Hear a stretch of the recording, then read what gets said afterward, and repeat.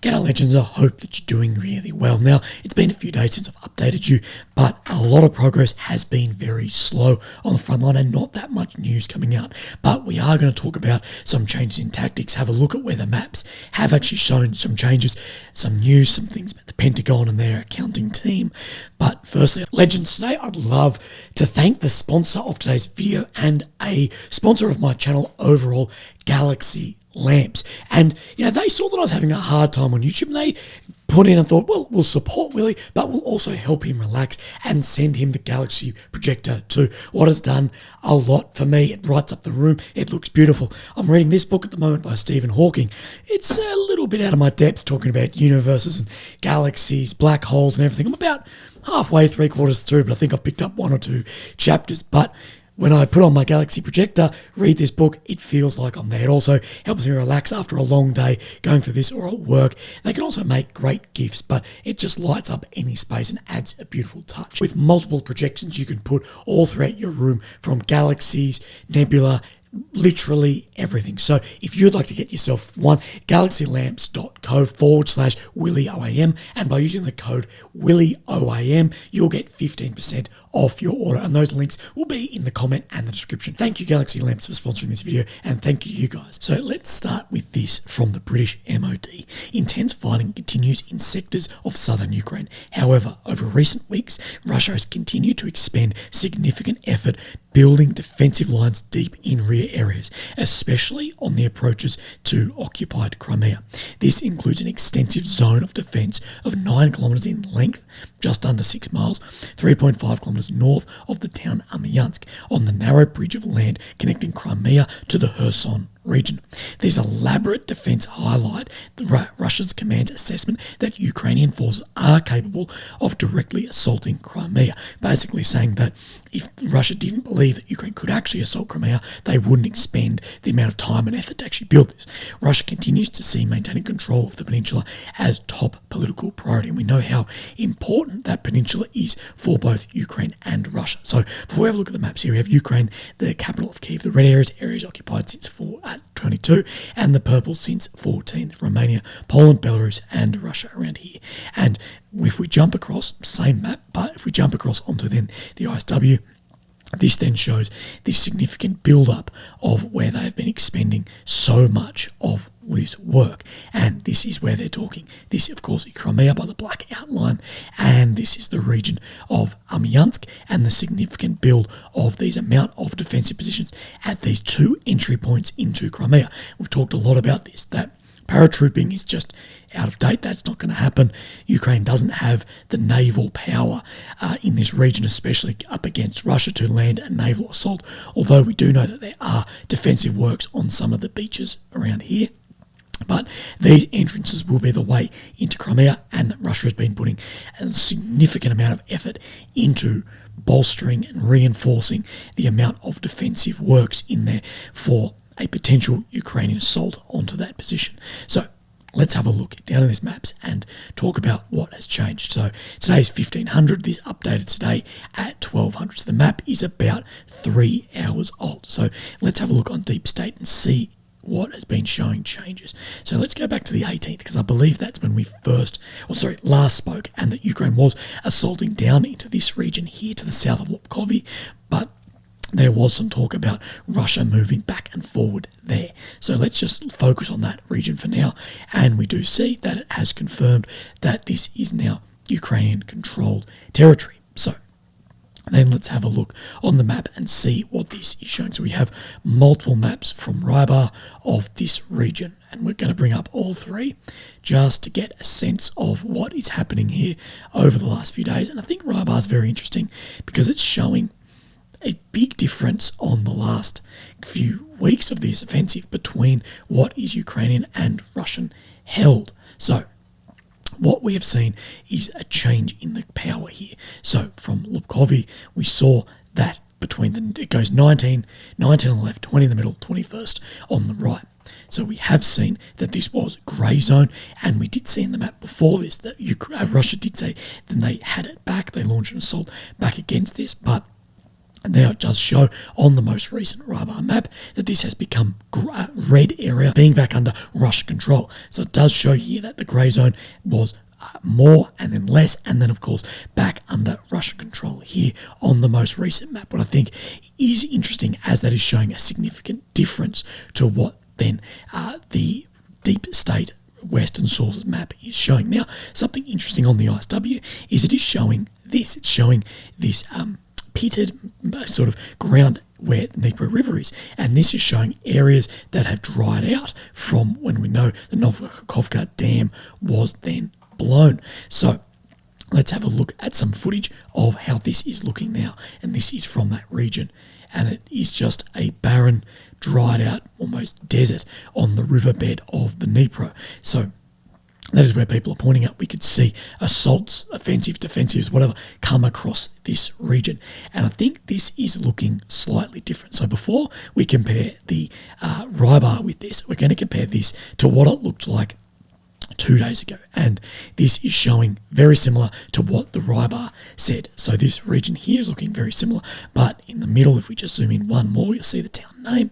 This Pyatkatki is then said to be under at least claimed Russian control from here, and there's these two defensive positions which could have mutually supporting arcs into this region. Now this village is a very small village here, nothing of massive significance. The big significance will come around Rozovi, which is where these main defensive works then begin from here. So that is just what we're seeing there. Now we won't compare that to the Rybar because it's showing very similar. Now we're talking to the south of Orikhiv, to the north of Robotyny in here. Now this, I think, is showing very similar to what it showed the other day, but we will compare this, as we did see that this yellow claimed area did pop up in here, and this is looking similar, no real changes. But what we did show was that Russia was claiming they took back more area in here. So we look at the 19th, this is the same area that it's showing that Russia did take back a significant chunk here. So let's then look at today's map, and it is showing that it is holding on to this territory. So we take the outline of this Cherbakova here, the outline up here. So it is saying that although there are Ukrainian pushes out of Novodavlivka into here, that Russia is still holding that from here. And that is a significant change from what we saw in the past few days, but it is showing to uphold on this map. Let's have a look on this region on deep state. Now the deep state is the most up to date as far as time frame. So what we do see, if we go back to when I last spoke to you, being the 18th, we do see this is the region here. So the 19th to 20th, there was a push, but no more, no less on the last 24, 48 hours. So that is interesting. Now this is the region where we really saw the first of this offensive kickoff, being this Blahadny, Makarivka area in here, this Urzani, which is where we're talking in a lot of fighting here. And many will claim this is under Ukrainian control, but not shown by these maps. So let's step back a couple of days, and we haven't really seen much. We saw a western push out here, but more assessed control over here. It's not showing that they've taken any more. So then let's have a look. We're in the right age region on the ISW. Now what is this showing? And we do know that these maps had to almost catch up a little bit to what the Rybar was showing, and this, to my eye, isn't showing any different at all. Do I have a Rybar of this specific area? I don't think that I do, no. So Rybar hadn't actually updated this region for a couple of days. Now we haven't seen any other movements really anywhere else over the past few days. Let's go into Bakhmut. Nothing really, no real movements. Let's have a look on the ISW, because then we can compare the ISW between itself. Here's the ISW, Bakhmut, and I believe that is showing fairly similar. So it's not that remarkable. We're seeing it fairly stagnant. That isn't that surprising. We know these things take a lot of time. Now, this is the region where we can talk a bit on this Crimea region. So Crimea, Dubrova, this sort of region, that there's been a lot of talk about assaults in the forest from Russia, saying that Ukraine did launch an assault against them, and then a lot of sources saying no, Russia sent a lot of reserves and is opening this up to try and draw Ukrainian forces into this region from down in the south and in the east, where we're seeing Ukraine have some level of success, although moving very slowly. So let's see if we're seeing any movement. So we're back on the 18th, 21st. So In the last 24 hours, what we did see is Russia get some more ground in and around this forest. And a lot of the forest fighting you're seeing is in this area. So let's see on this map. And of course, I don't have one from yesterday, but this is where we're looking.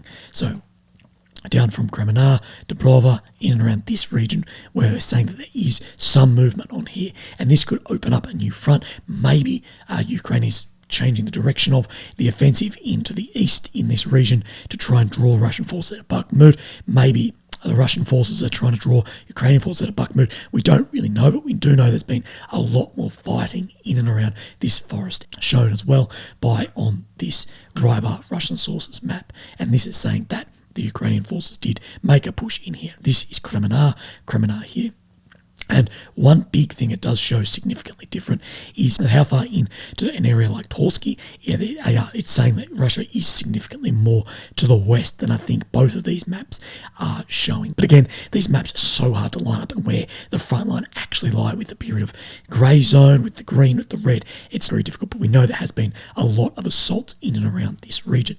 Now, there's been a few more videos come out like this, and this shows the Russian VDV on quad bikes from here, operating different weapon systems, automatic grenade launchers from here, as well as firing off drones, using drones, and then this being a Cornet ATGM here and firing off onto targets. Now, you can see the amount of destruction in and around these trees. Does this show a different change in tactics from before? We know Ukraine was having massive success with these small anti-tank hit teams going out, striking tanks, and then withdrawing very quickly on foot, by quad bike, by electric bike, even by electric scooter. We've seen this. And a lot of people are pointing that this could be an indication that some of the tactics on the Russian side are evolving and transforming from there, taking from experience on the battlefield and experience they've learned through blood from Ukraine's success with things like this. These small team tactics like this against armour are incredibly effective. And the reason we've seen a lot of Russian armour get struck by things like this, because if you've got a couple of guys with a Cornet, a Javelin, an N-Law, that is so hard to actually counter when they can move in and out much faster than you can. And as well, here we have a Caesar operated by Ukrainian forces here.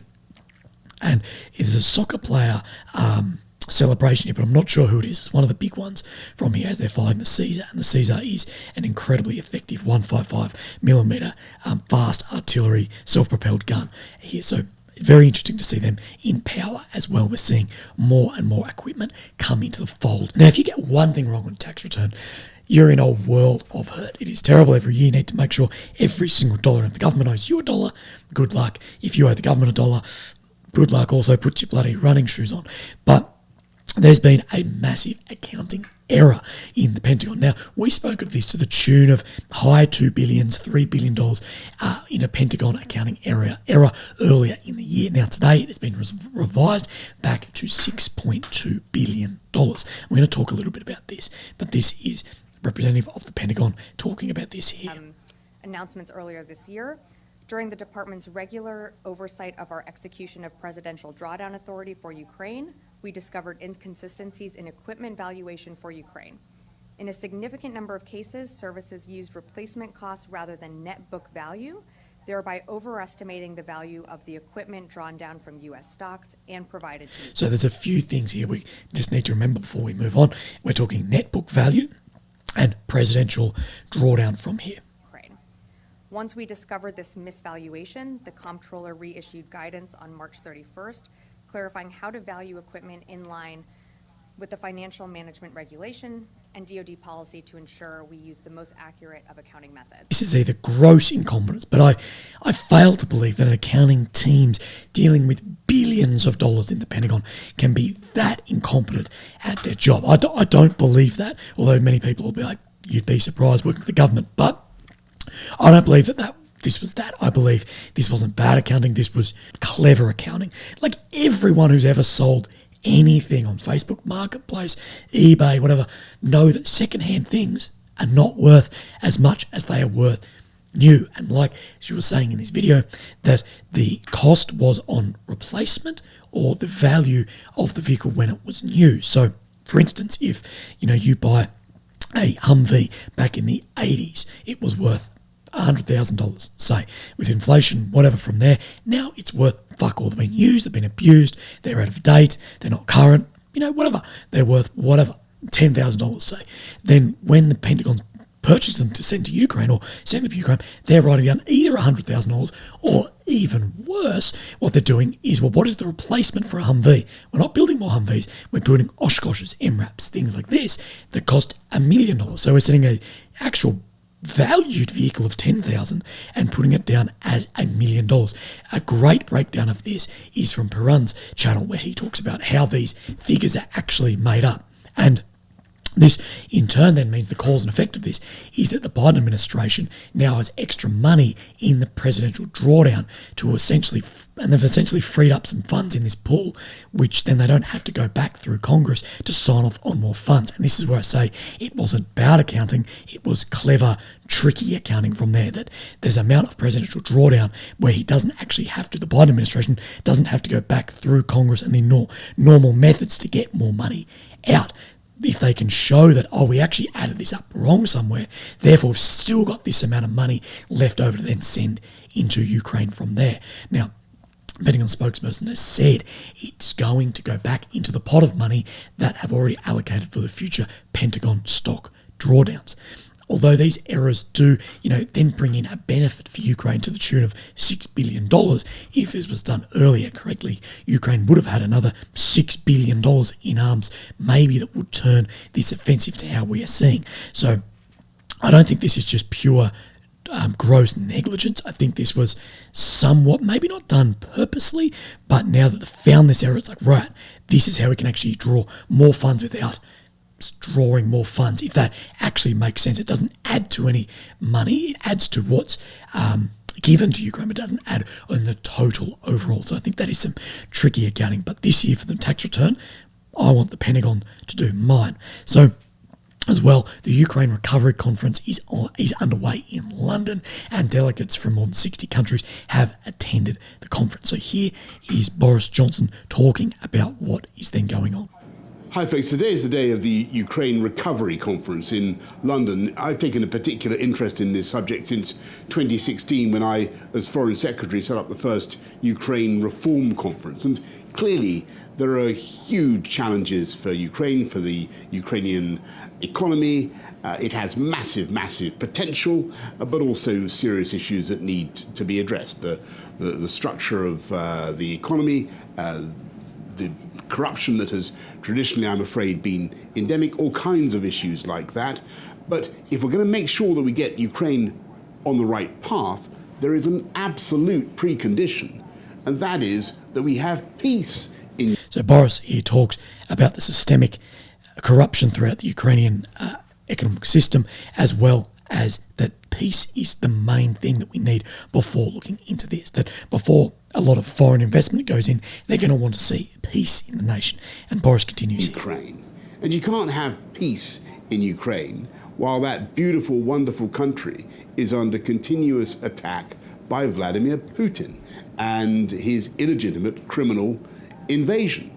And that's why we need to focus on the Ukrainian counter-offensive and make sure that the Ukrainians have everything that they could possibly need. And for months and months I have been saying that what they need is the deep fires, the long-range ATACMS missiles that they're going to need to take out the Russian command and control positions.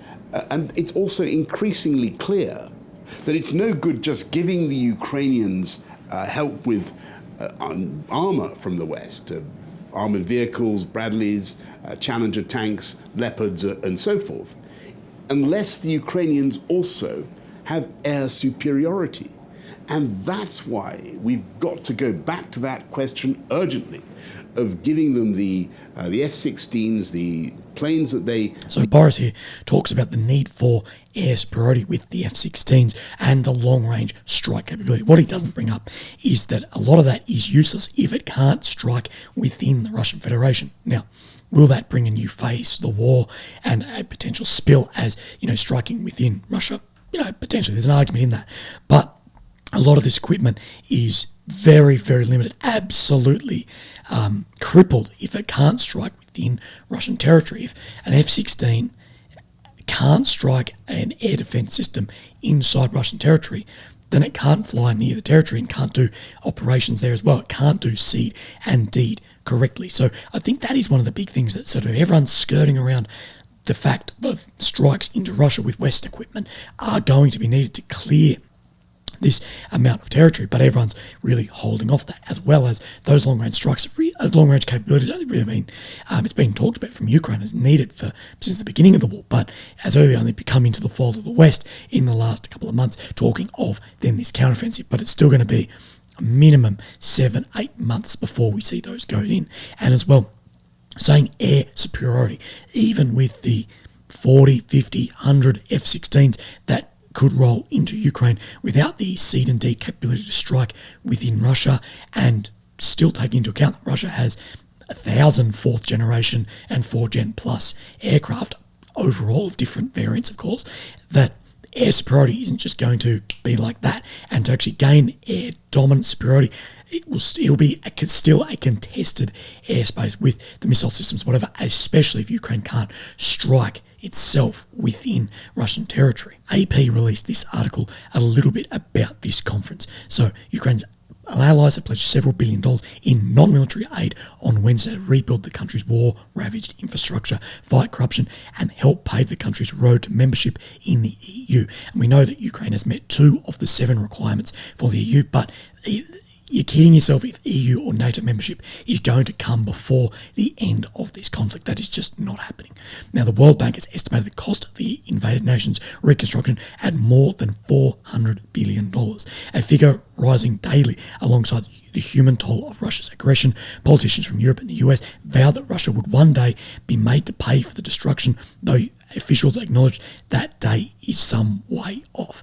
And I don't believe that they will ever pay for that, as we have not paid for war-ravaged countries, which we have done either. That said, once this conflict does end, Ukraine will become an absolute goldmine for these large private industry companies who, for development contracts backed by the EU, massive Western money, there's going to be reconstruction companies absolutely chewing at the bit for these deals, as these will be tens or hundreds of billions of dollars, especially with significantly lower labour cost than in the EU for these companies to move in for this. And it's going to be decades of work, as well as the massive military industrial complex money that will then flow in there. Ukraine's military is going to basically need a complete overhaul, from uniforms to weapons to tanks to airplanes. It's all going to need to be replaced, and this will be tens and hundreds of billions of dollars over a decade to be filled, especially if NATO membership goes through. And this is why we have seen these companies like Rheinmetall express interest in setting up factories inside Ukraine. That Rheinmetall said they wanted to set up a factory to build hundreds of K-51, I believe, their newer variant tank in Ukraine, and build that there. But we won't see any of that go forward until then the conflict is ended from there and that money then flow in. But there's already a lot of people raising questions around the tens or up to $100 billion that has gone into Ukraine. And when we're talking to the tune of right now, $400 billion, what by the end of the conflict could be double, it could be near $1 trillion. Well, that's going to become a very politically divisive topic when you're talking $1 trillion from there. And as well as saying, Russia will pay for it. Well, Mexico didn't pay for a wall, but can you realistically, when the war ends, make a country like completely broke trying to pay for reconstruction somewhere else? So that's going to become very politically divisive. And I think the political divisiveness we've seen in this war is going to get significantly worse the further and longer this war goes on, and more expensive it gets, not only at the expense of human life, but monetary cost as well. But that's it from me today, guys. If you'd like to support me, links down below, but never feel obliged. I appreciate your time. Thank you.